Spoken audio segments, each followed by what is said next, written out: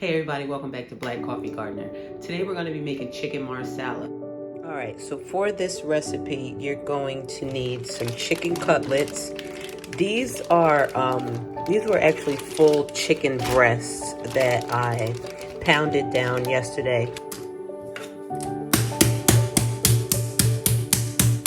You're going to need some Marsala wine. Go to your wine and spirits and get some Marsala wine. Don't get that crap from the grocery store. Some good olive oil, a cup of flour. This is some chicken broth that I made out of old chicken parts, or not old chicken parts, but like the backs and things like that of a chicken that I had broke down. This is some garlic paste that I've made, but you can use any type of garlic that you have. If you have fresh garlic, just mince that up. You're going to need some lemon pepper.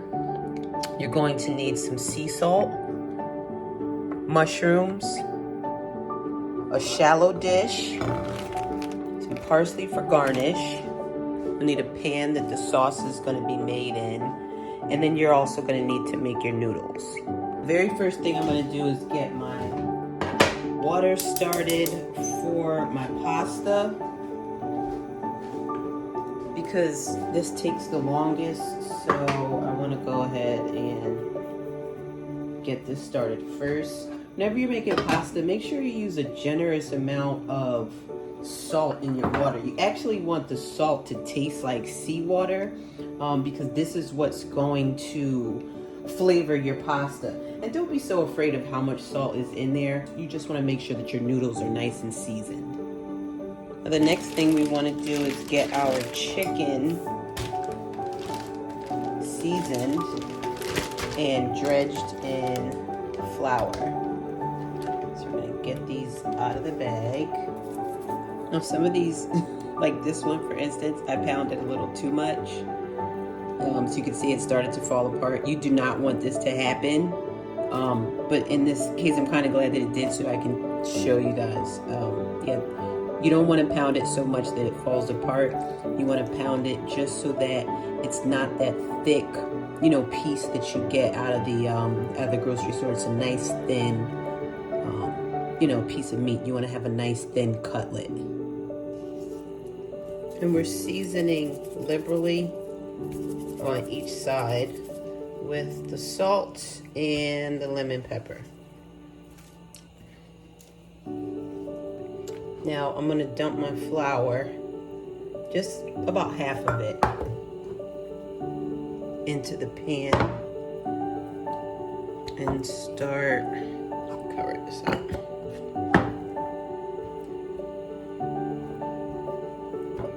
Get yourself a sheet pan to put these on, because we don't want them to clump.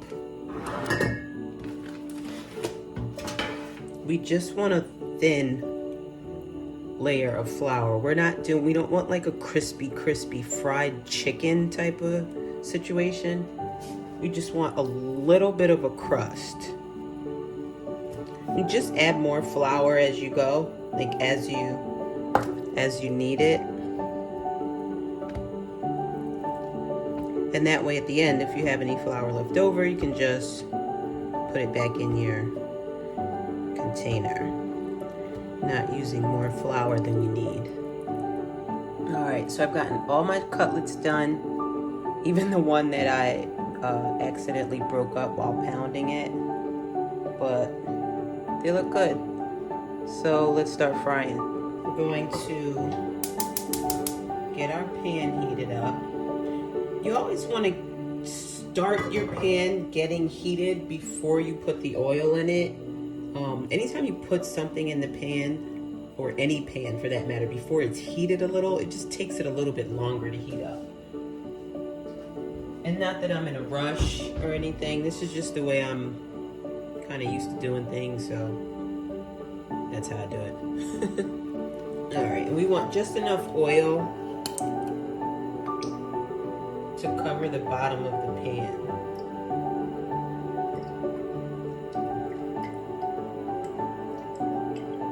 And then once it's covered the bottom of the pan, pour a little bit more and that's it. Can't give you an exact measurement on it because I don't know what type of pan you're using. But if you can kind of see what I've got going on in here, to just enough to cover the bottom, and then once the bottom is covered, add a little bit more. That's all you need. You want your heat on like a medium,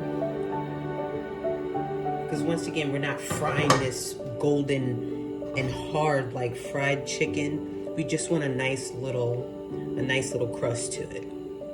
Now I always just drop a little bit of flour in the pan. If the flour sizzles the way I want my chicken to sizzle, then I know that it's ready. That didn't quite sizzle as much as I would like it to, so we're gonna come back in a minute. Now that's sizzling the way I want my chicken to sizzle. So what I'm gonna do is just gently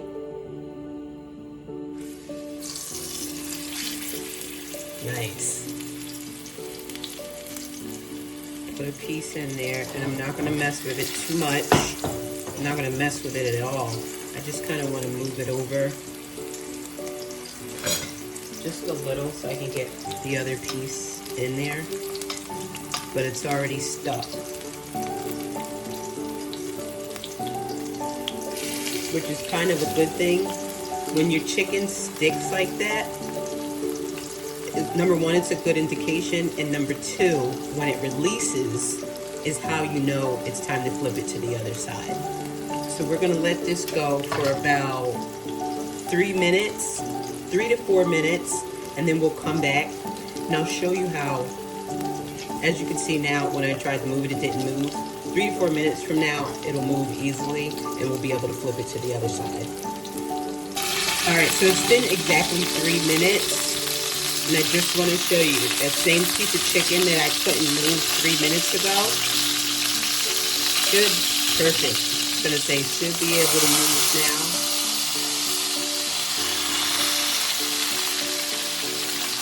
And once again, if you don't put it in the perfect spot, you're screwed. Because now I can't move that one, but it's all good. We're going to move the other one.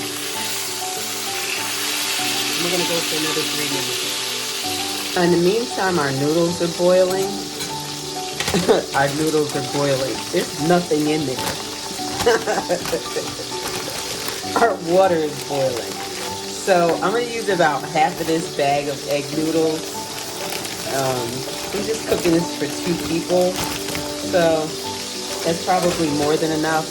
Anytime you're cooking pasta, make sure you give it a good stir. And if the pasta has brought the temperature down to where your water's not boiling anymore, make sure to put the lid back on until it starts boiling again. I don't put oil in my pasta when I'm cooking it because it makes the noodles all greasy and it keeps the sauce from sticking to the noodles. So the best thing that I've found to do is just give it a good stir.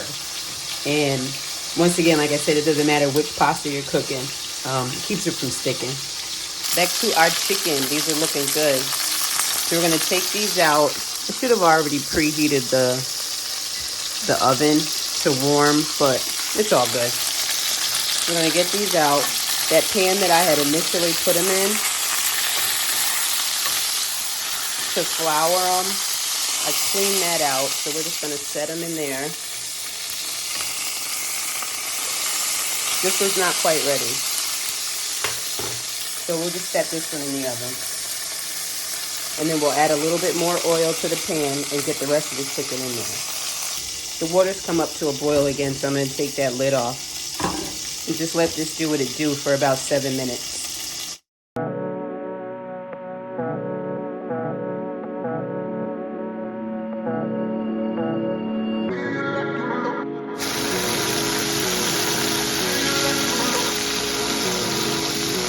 Alright, so I've turned the heat off for this next part because I've got some splaining to do.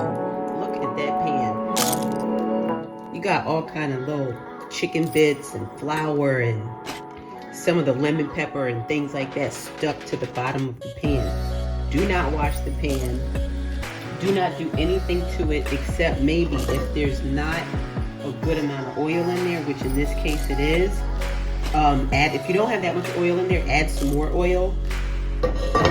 But we are going to put our mushrooms right into this. And I'm going to turn the heat back on.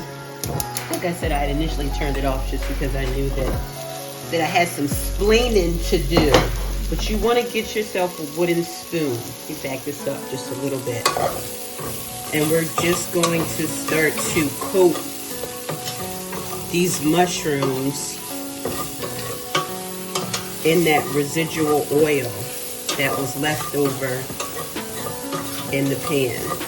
And there wasn't really enough to completely coat them the way I wanted to, so I'm just going to add a little bit more, and we're just going to saute the mushrooms like so,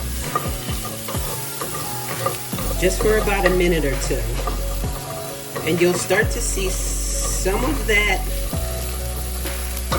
blackness, which is seasoning and crispy chicken bits and things like that. You'll start to see some of that lift, but not really too much. I'm gonna sprinkle my mushrooms with just a little bit of salt, not too much, and just a little bit of pepper as well.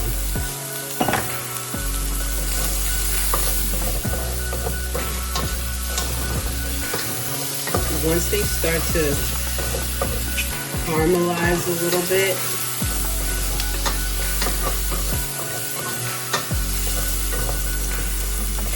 like so, and you start to smell a nice little aroma. Yeah, that's when we're gonna add about a tablespoon of garlic. I think that's a tablespoon, if not more. I don't know, I love garlic. You be your own judge of your garlic. I'm not gonna tell you how to live your life. That's just the way I do it. Now, anytime you add garlic, you want to immediately have your liquid ready. Nobody wants burnt garlic. As soon as you start smelling it, it's time to move on in your process. And in our process, it's the Marsala wine. This is what's going to allow us to get all those little crispies off of the bottom. This is called deglazing the pan. And look how easily that starts coming out. And the smell that's coming off of this right now. OMG. I'll say roughly I'm using about a cup of the wine. Once again, I'm not trying to tell you how to live your life. This is the way I live mine. I just kind of keep it going until the bottom of that pan looks nice and clean. Look at that. See the difference there? Now all of that goodness is going to go into your sauce. Now I want a decent amount of sauce. So I'm just going to add a little bit more wine. And then I'm just going to leave this here. Turn it down to low. And I'm going to leave it here to cook down. Once you see that the liquid has reduced by half, we're going to move on to the next step. Okay, guys, so thyme was also not in the prep list in the beginning because there was none in my pantry, so I just assumed I didn't have any, and then I remembered, aha, I do have some drying out in the sunroom in a paper bag. So we are going to put some thyme in this dish.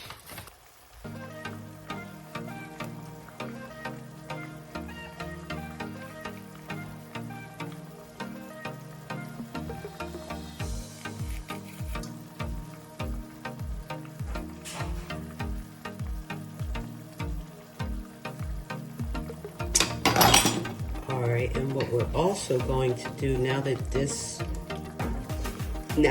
wine has reduced, we are going to add, I got a stem in there. We don't want the whole stem in there. We just want the thyme pieces. But now that this has reduced as such, we're going to add our chicken broth, about a cup.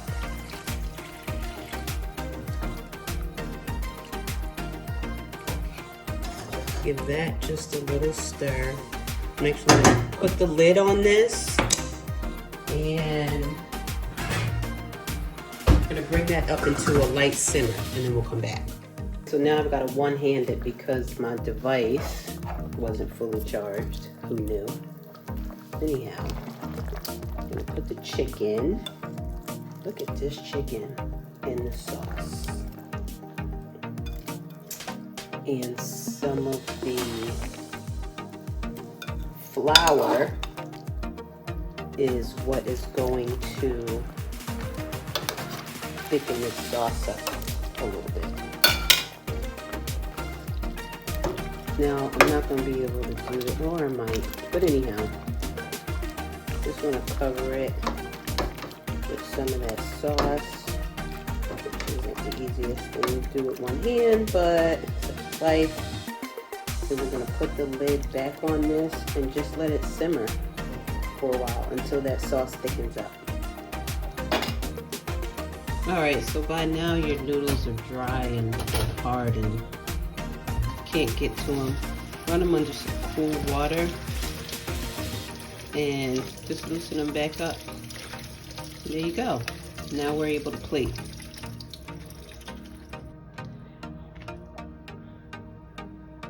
Noodles in no particular way. I usually use like maybe just a little over a handful. That's a serving to me. And chicken. Nice cutlet. Place it right in the center. Make sure you get the mushrooms. Not for nothing, I would have added more mushrooms. Being that I was making this for me and babe, she doesn't like mushrooms, so I didn't want to go too crazy. Obviously, this will be my dish. Put as much or as little sauce around as you want to. Just for sake of time, I'm going to just leave that much sauce. Being that this is a presentation type of situation, we're also going to wipe the rim. And this is where the parsley comes in. I'm going to take that parsley. We're just going to pull it away from that main stem. If you've got a few pieces of smaller stem in there, that's fine. Give it a nice rough chop with your hands, which means pull it apart and let it flow. Whatever falls around the side of the plate, if you want it to be a little neater, just pick them up and put them in the center. There you go. Now that's a good looking dish right there. I hope you all enjoy yours just as much as I'm about to enjoy this. Until the next video, y'all have a good one.